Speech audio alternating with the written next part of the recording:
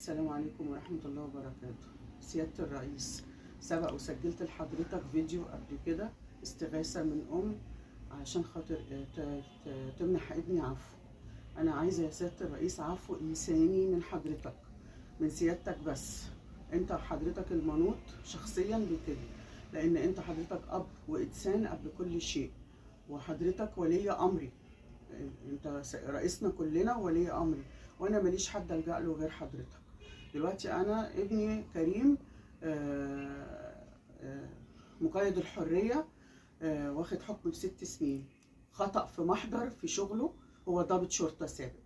خطأ محضر في شغله ادى الى انه اتحاكم وخد 6 سنين. قضى من العقوبة 4 سنين، فاضل 2 سنين. والخطأ ده على فكرة بيعدي مع ناس كتير ومع ضباط كتير، لكن مع ابني ما عداش. ما علينا، الحمد لله رب العالمين، يرضينا بقضاء ربنا ويسلمنا. والده توفى في يناير في 21 يناير السنة دي، وبعد 3 شهور ابني التاني اللي ما عنديش غيره هو وكريم اتوفى.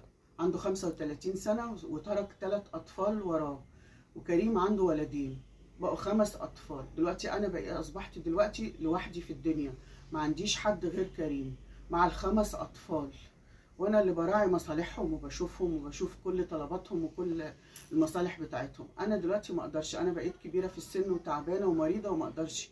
انا عايزاك عفو انساني من حضرتك لكريم ابني، علشان خاطر يبقى جنبي ويسندني ويراعي معايا ال5 اطفال، ال3 اولاد اخوه وولاده.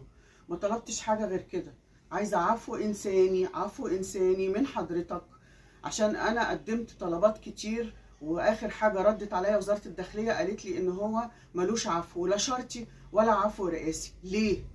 ليه ده بيبقوا عاملين جرائم اكبر من كده وجرائم صعبه جدا وبياخدوا عفو.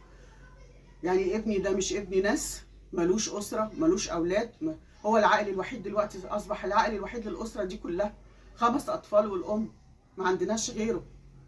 وارجوك يا سياده الرئيس بترجى حضرتك لو سمحت امنح ابني عفو انساني للظروف الانسانيه اللي بقينا فيها دلوقتي.